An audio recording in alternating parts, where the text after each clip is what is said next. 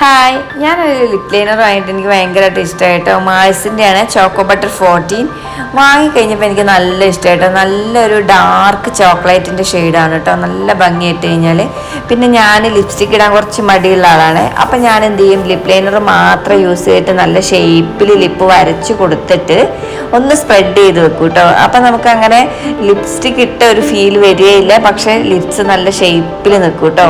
അങ്ങനെ ഞാൻ വാങ്ങിയതാണ് ഇത് മാൾസിൻ്റെ ആണ്. നല്ലൊരു ക്രീമി ആയിട്ട് വരും, നമ്മൾ വരയ്ക്കുന്ന സമയത്ത് നല്ല ക്രീമി ആയിട്ട് വരും. നല്ല രസമാണ്, എനിക്ക് ഇഷ്ടമായിട്ടുണ്ട് കേട്ടോ.